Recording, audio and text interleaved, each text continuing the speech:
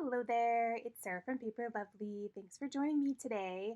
Can you believe we are already on day number 5 for our Advent calendar? I am not prepared nearly enough for the upcoming holidays, but here we go. Diving in, let's see what we've got for day number 5. It is another die set. I am really happy with the amount of die sets that we are getting in this Advent calendar. I love die sets. They're so versatile. You can use them so many different ways. I would be happy if all 24 days are a die set. So we have got this floral today. We've got several layers here to create our largest flower. Then we have another small flower, kind of like a daisy, which we can layer on top of. And then more of a bud, round shaped floral as well. So I'm going to zoom in here, give you a better look at all of those dies and how they layer together. And now we're going to jump into creating our card. So I decided I wanted to create some type of a mandala inspired card. And I chose this colorway. This is from Color Cube. It's number 288. Gave you a look at the cardstock there that I used to create. I think I got pretty close. I'm using from Spellbinders Poppy, Sicily, Oceanside, and Raven. From Stamp Market, I have pulled in Sea Glass. And from Concord and Ninth, I've got Oceanside. So I did quite a bit of die cutting for this. I did, I think, 4 passes of each color with all of the dies.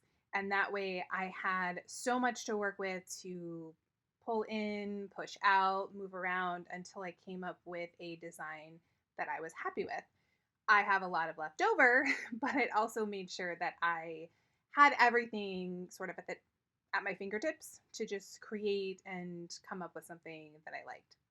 So here you can see I laid something out and now I'm putting it all back and kind of starting over again. And I've left this full process in here for you. This is sped up to, I think, 400 or 500 times normal speed because this took me over an hour until I was really happy with what I, came up with. So I am, without further ado, going to turn on a little music in the background, let you enjoy the process, and then we will get our card put together.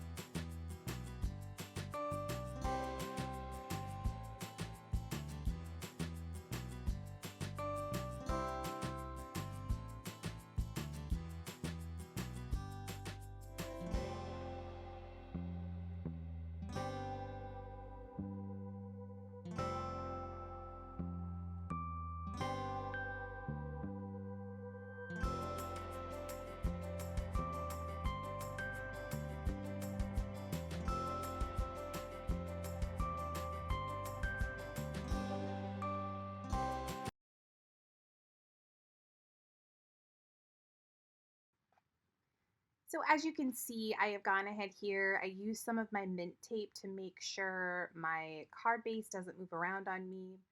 I'm going to do sort of a layered effect here. I have placed my flowers together and I'm going to pop up the flower part of it, but then I wanted to leave the stem and the leaves stuck to the front of my card base. So we sort of have this flat and then coming out towards you at all four of the corners.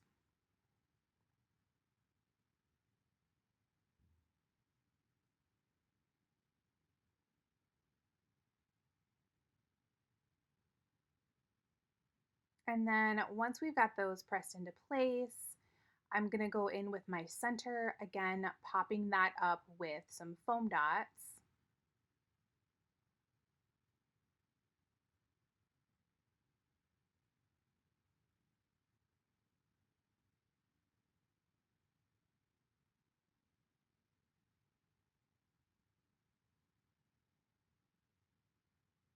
And we'll get that pressed into place. And from there, it's pretty easy to fill in with all the smaller details. And I did lay this out.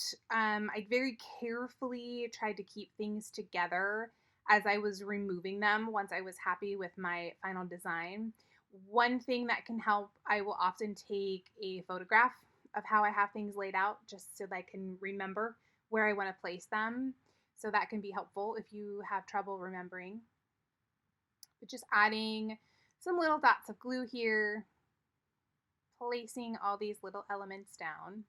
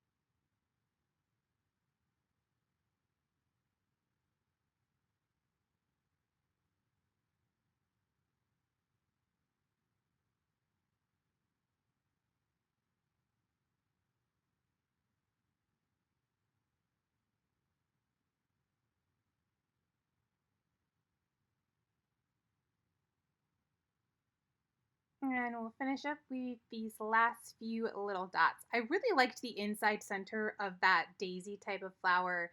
It worked great for lots of extra things, but also it sort of gives me the idea of like a paper sequin. I could see myself cutting out and using those quite a bit. I then pulled in this thank you sentiment from yesterday's die set. I was really thrilled that we got some sentiments. So we'll have some more of those moving forward. Don't have to pull in so many additional stamp sets.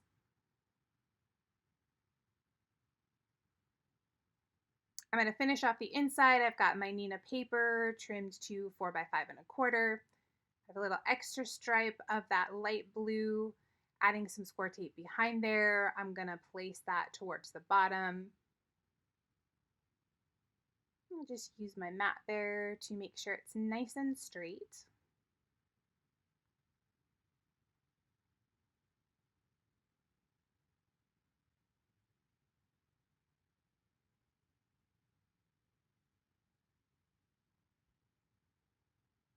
And I'll add some ATG to the back and place that on the inside of the card base.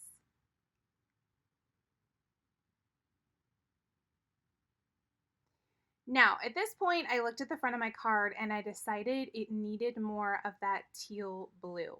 So here I am, just deciding if I like the look of that. I'm going to lay it out. And I do. And this is actually going to give us a little more texture as well because I'm going to end up gluing this directly onto our card base, which is going to make the other portion of that flower look even more popped up. So don't be afraid to add extras if you feel like your card still needs a little more at the end. I am trimming this to make sure that I can get it to fit nicely on my card base. Because I have those pop dots behind there, I can't just slide it in there. So slowly trimming a little bit. If I need a little more, I'll go back with my scissors to make these fit underneath all 4 of those flowers.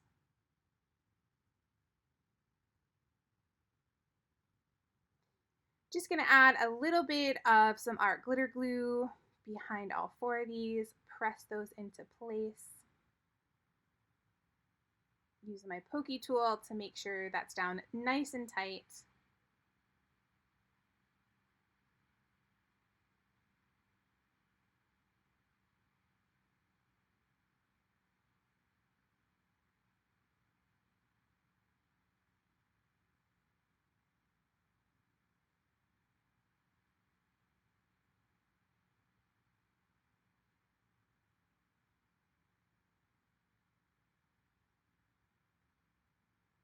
And when you're trimming things by hand, they're not going to be perfectly even, but I did my best to try and keep the same amount of that teal showing on all 4 of my flowers.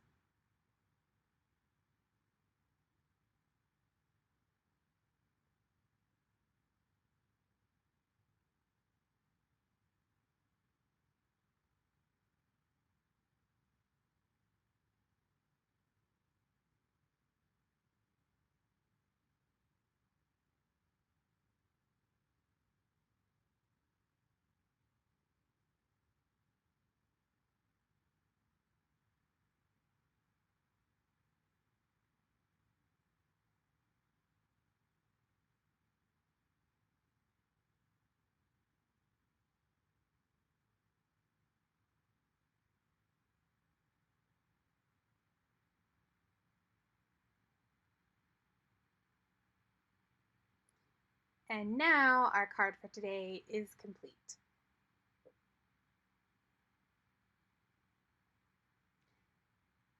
Here are a few close-ups of the finished card. In the description box below, you'll find a list and links to all of the supplies that I've used today. If you enjoyed the video, please leave me a comment or thumbs up and subscribe for more. Thanks again for watching, and I hope to see you tomorrow for day